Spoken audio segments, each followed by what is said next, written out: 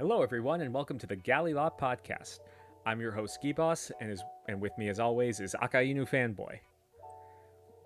Yo.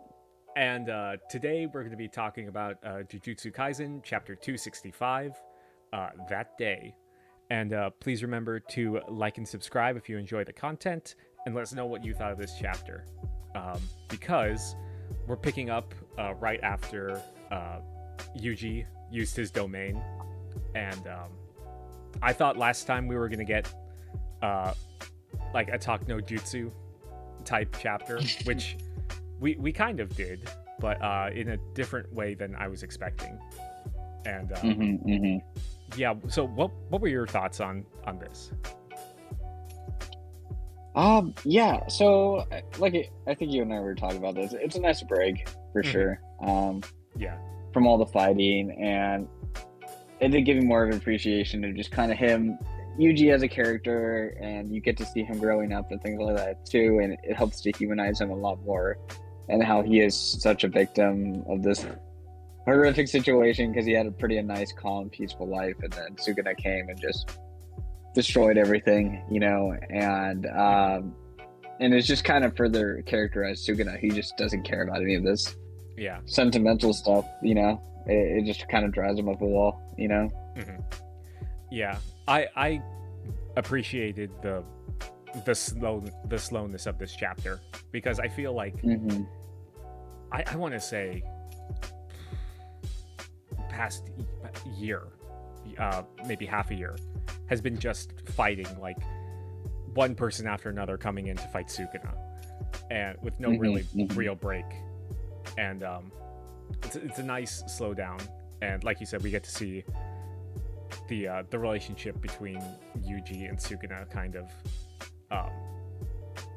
show what it is, because I'm glad that it is kind of a Talk No Jutsu type thing, but it's the complete like opposite. Like Yuji's like, I wanted to show you the humanity that you look so down upon, and see if it stirred anything in you. And if it does, great. If not, I'm willing to just kill you. Which I really appreciated, because I think we said last time it was kind of contentious that I thought they were gonna do like, oh, be a good guy, like overtly. Yeah. This isn't who you are, because Sukuna's whole thing is about not being able to understand what love really is, But yeah. It was interesting. I was pointing out some. It was pointed out that they kind of go through all the different seasons, like summer, fall, winter, and then spring. In the chapter, which is pretty cool. But yeah, I guess we can also talk about. So there's the cope. I think officially Kugisaki is dead. Yes.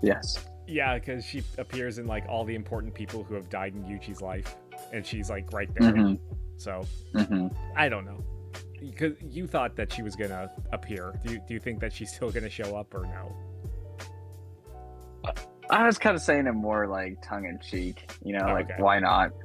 Like everyone's joining in on the fight, just have her come in too. Like, why not, kind of thing. I find it interesting though how she didn't show up in Gojo's little like afterlife scene or anything like that. Yeah. I thought that was kind of, because that always kind of like gave me the expectation, oh, she's gonna like come back to life kind of thing, because Gojo didn't see her in the afterlife, but I guess she just didn't make the cut. Well, at the same time, Gojo didn't like even bring her up once. Yeah. Well, I think they were specifically highlighting all the characters from the premature death arc, because they were all younger in when he was dying. Yeah. But yeah, it's still kind of weird that he never brought her up once. Yeah. Who knows? We could get another flashback that Gojo said something, because great how to tell a story. No. But yeah, I really appreciated like Yuji saying like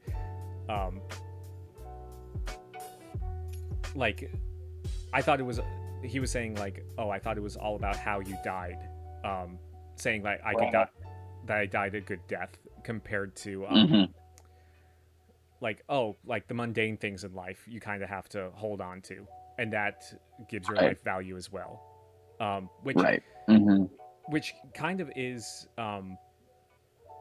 it's going against like his whole thing with Mahito, I think, kind of saying like, oh, I'm just a cog in the machine, and I will kill all the spirits. Right. I think he kind of put himself in that role just out of like despair at that point. But yeah, what do you think about that? Yeah, I think like the experience is kind of like what distinguishes a lot from the spirits and everything like that, you know? Like, I think it's just like, it's a good way for the show that, you know, like, yeah, how they lived. Because I think the moments for me, like when I think of Nanami, it's a flashback of trying to help out that girl at the bakery. You know, like that moment kind of, I mean, even though his death was memorable and everything like that. Yeah. I think like it's kind of like, I don't know, there's kind of like this, you know, I understand he like, for good people in life, you always try to commemorate the way they lived. While with bad people, you always just kind of focus on the way they went out sometimes, you know? Just like in a general sense, you know? And I think even with the good character's death here, like, it's an expression of their life in a way, you know, of like the type of life they lived and everything, you know? They kind of went out happy and all the rest. And I think that's just kind of like a good way to display it right there, you know? So, I mean, I guess you could say some of the evil spirits went out happy, like Jogo went out happy too, you know? So I guess there is that too. It's maybe like a little counterpoint against me here, you know? Yeah, that's true. Well, now that you brought up the thing with Nanami, I was also thinking about Kugisaki's death and how, like right before, like right after her face exploded, it was the brief little flashback where they all spilled like the coffee on Gojo's shirt, and that whole scene. So again, it's like the little things. And again, with Choso, he has that like one-on-one talk with Yuji, like, oh, it would have been nice to kind of grow up as brothers, you know? Yeah. Or the Mekamaru thing too, right? With his recorded phone call, and anything like that too, you know.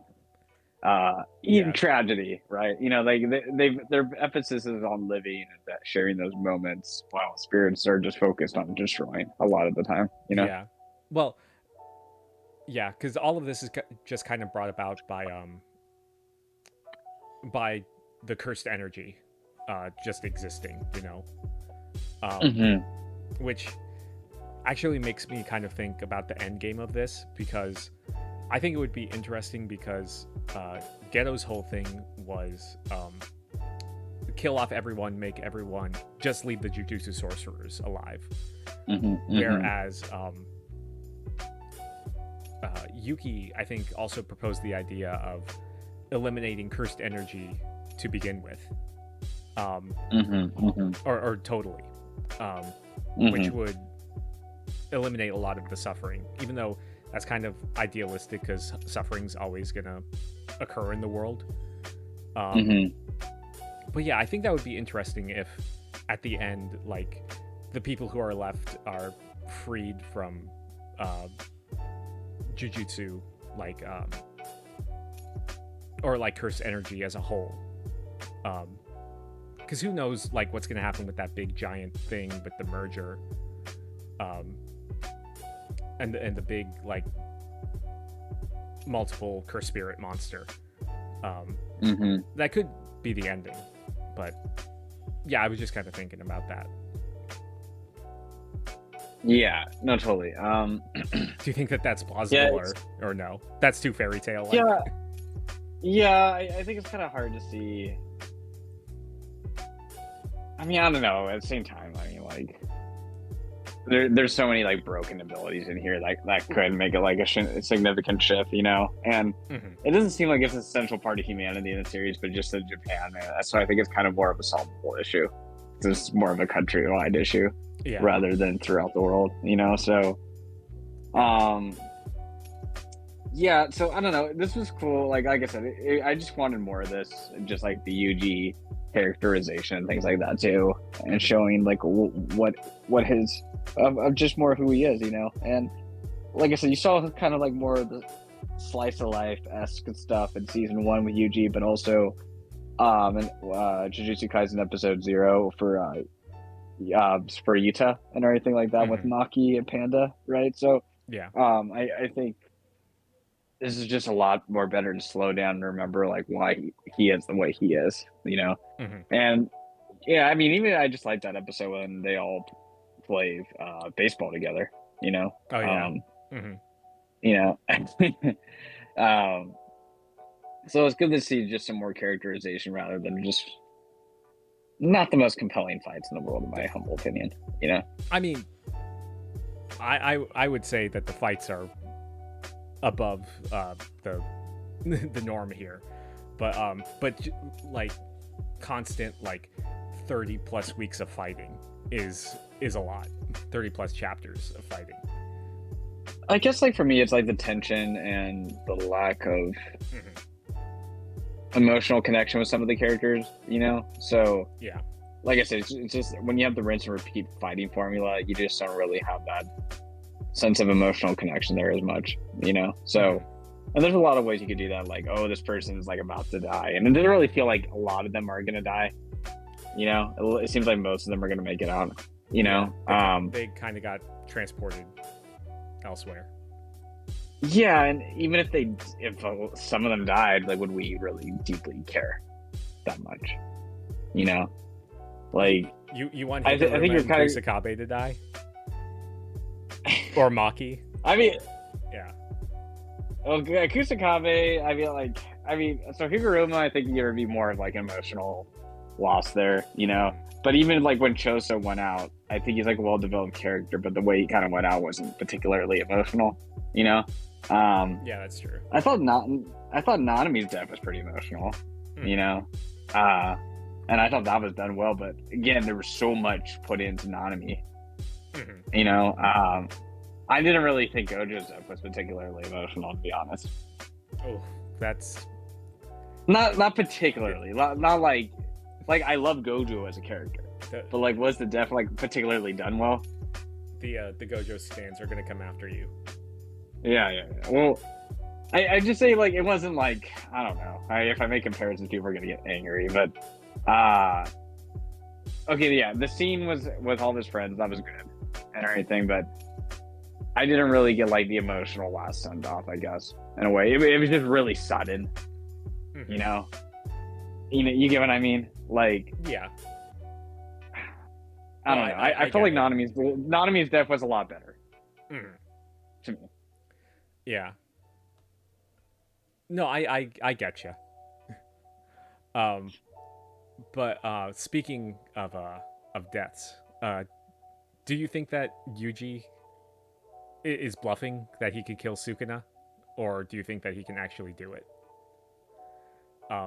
Because it's unclear whether or not this is his domain or not. Because in the beginning, it's like, sometimes like there's a phenomenon connecting sorcerers during the height of battle. He's like, Sukuna's like, is this even your domain? And I think it would be interesting if it was his domain, because like Yuji, they particularly pointed out like the old sorcerer types have like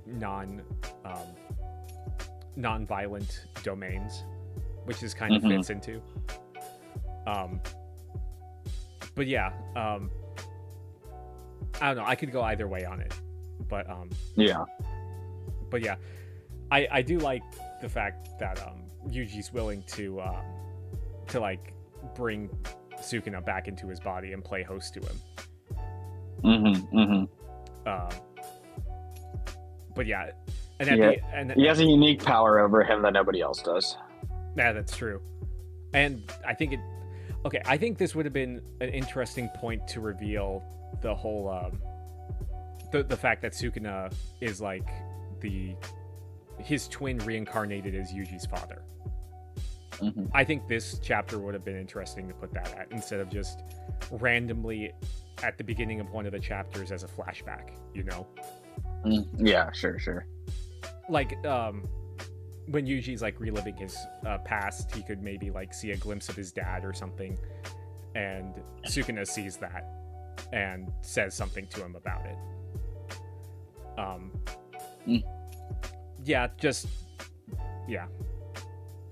And I have issues with how the flashbacks were written for this section, this fight.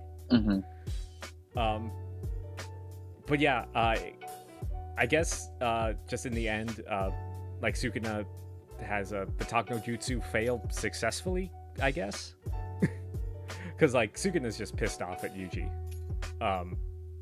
Like he doesn't like being looked down at because he's always been the strongest, and the mere notion that Yuji could be like looking at him with pity and mercy is just like making his blood boil. Which I like, rather than them being friends or winning Sukuna over. Yeah, I agree. But yeah, you have anything else to add?